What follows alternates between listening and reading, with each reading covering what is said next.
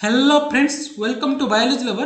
तो आज हम डिस्कशन करेंगे ह्यूमन ब्रेन के पार्ट फोर ब्रेन के ऊपर और प्रीवियस वर्क का पीवाईक्यू भी देखेंगे आरएसटी का, जो इंपॉर्टेंट रहेगा आपका एलटीआर, एसएसडी और सेवरल एग्जाम ओएबीएस नीट के लिए भी।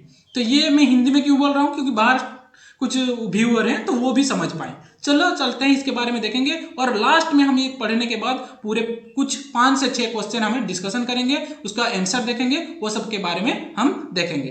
तो फोर ब्रेन एक इंपॉर्टेंट पार्ट है, सबसे लार्जेस्ट पार्ट ब्रेन का रहता है, आप देख सकते हैं। और इसमें सेरिब्रल कॉर्टेक्स रहता है, कॉर्पस कैलोसम जो दो हेमिस्फीयर को जोड़ता है, और हम जानते हैं थैलामस, हाइपोथैलामस, एमिग्डाला, हिप्पोकैम्पस जो लिम्बिक सिस्टम का पार्ट है, ये भी फोर ब्रेन का पार्ट रहते हैं। चलिए चलते हैं, इसके बारे में देखेंगे और हर पॉइंट में आपको मैं क्वेश्चन भी बताता जाऊंगा जो पीवाईक्यू में पूछा गया था, जो इंपॉर्टेंट है। चलिए, तो फोरब्रेन जिसे प्रोजेनसेफालन भी बोला जाता है, the most anterior largest brain responsible high level cognitive function, जितने थिंकिंग कॉग्निटिव फंक्शन रहता है तो वो सब के लिए ये रेस्पॉन्सिबल होता है। लैंग्वेज एंड सेंसरी प्रोसेसिंग के लिए भी ये इंपॉर्टेंट होता है। तो ये मेनली अगर इसे डिवाइड किया जाए तो दो भागों में, एक होता है सेरिब्रम जिसे टेलेनसेफालन बोला जाता है, और दूसरा होता है थैलामस, हाइपोथैलामस जिसे डायनसेफालन बोलते हैं। मेनली ये पार्ट और दो कुछ पार्ट हमने लिम्बिक सिस्टम में देखा था previously.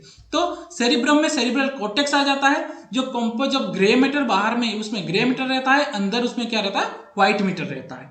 Responsible for high level cognitive function like memory, attention, awareness, language and consciousness. तो लैंग्वेज के लिए भी ये जरूरी होता है। हाँ, पीवाईक्यू में आप देखेंगे कि पहले सीएसटी में 2 क्वेश्चन पूछा था, ब्राकस एरिया एंड वर्निकस एरिया, उसके ऊपर भी मेरा यूट्यूब में आपको वीडियो मिल जाएगा।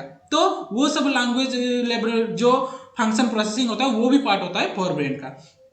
तो देखते हैं, सेरिब्रल कॉर्टेक्स में पार्ट है frontal lobe, parietal lobe, temporal lobe और ऑक्सीपिटल लोब। तो फ्रंटल लेवल का फंक्शन क्या है ना, मूवमेंट, बिहेवियर, प्रॉब्लम सॉल्विंग और स्पीच के लिए फ्रंटल लोब रेस्पॉन्सिबल होता है। पेरिएटल लोब यहां पर देख सकते हैं, जो इंटेलिजेंस, लैंग्वेज, सेंसेशन और रीजनिंग के लिए क्या रहता है, जरूरी होता है, मतलब रेस्पॉन्सिबल होता है। और टेम्पोरल लोब क्या होता है, लैंग्वेज, मेमोरी, हियरिंग और इमोशन। ये नहीं एक एक एरिया, दो एरिया एक साथ मिलकर भी एक एक काम करते हैं, जैसे लैंग्वेज डेवलपमेंट का यहाँ पर 2 में देख सकते हैं। ऑक्सीपिटल लोब नाम से ही आपको पता चल रहा है, ऑक्सीपिटल लोब में क्या होता है, साइड और विजुअल रहता है। और सेरिबेलम इसका पार्ट नहीं है, वो हाइंड ब्रेन का पार्ट है, ये बैलेंस और मसल कंट्रोल में हेल्प करता है। तो ये था चारों लोब और उसका फंक्शन, इसके आप याद रखिए। और कुछ अब सेरिब्रल कॉर्टेक्स का दूसरा स्मॉल पार्ट होता है basal ganglia, a group of subcortical structure involve into motor control, learning, reward and processing में रहता है। और आप और एक चीज क्वेश्चन कभी कभी पूछ देता है,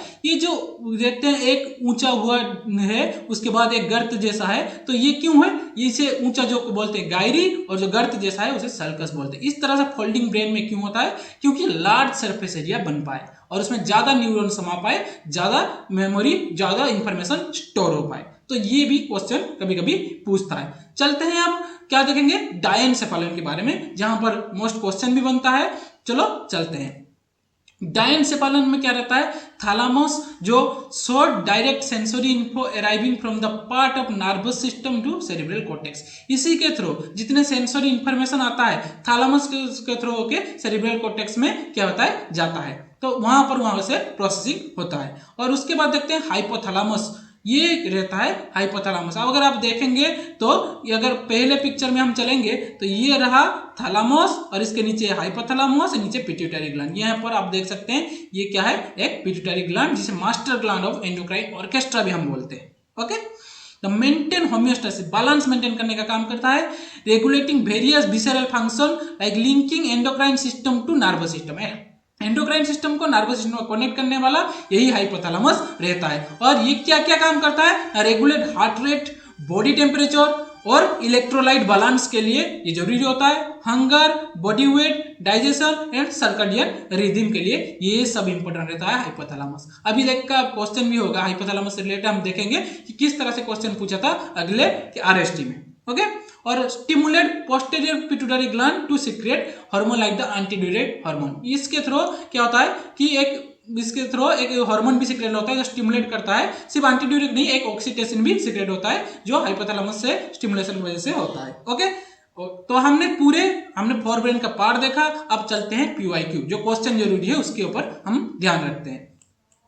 तो पहला क्वेश्चन है the nervous centre for hunger threats present in क्या हाइपोथैलेमस। हमने देखा था हाइपोथैलेमस, और भी सर्कैडियन रिदम के लिए और भी दूसरी चीज के लिए हाइपोथैलेमस इंपोर्टेंट था। तो ये रह गया जो आरएसटी में पूछा गया था। और एक दूसरा क्वेश्चन आपके लिए लाया हूं, the part of human brain that help in regulation of sexual behaviour, expression, excitement, pleasure, रेग, फियर। तो क्या रहता है ना, लिम्बिक सिस्टम और हाइपोथैलेमस दोनों मिलके क्या करते हैं, ये सब काम करते हैं कि ये जितने सारे काम होता है दोनों मिलके करते हैं। ओके, अब हम देखते हैं the part of human brain also known as the emotional brain. Emotional brain किसको बोला जाता है ना, लिम्बिक सिस्टम को क्या बोला जाता है कि इमोशनल ब्रेन बोला जाता है। ओके, अब हम देखिए ह्यूमन ब्रेन के कुछ लेयर के ऊपर question. The outer most cranial appendage, outer most को क्या बोलते हैं, ड्यूरामीटर। क्या बोलते हैं ना, ड्यूरामीटर। और उसके बाद हम देखेंगे ब्रेन के बारे में, अगर देखोगे आउटर मोस्ट को ड्यूरामीटर, उसके बाद आर्कनेटमीटर, और नीचे सबसे होगा ब्रेन के पास क्या रहता है, पियामीटर। तो ये तीनों लेयर आपको याद रखना है।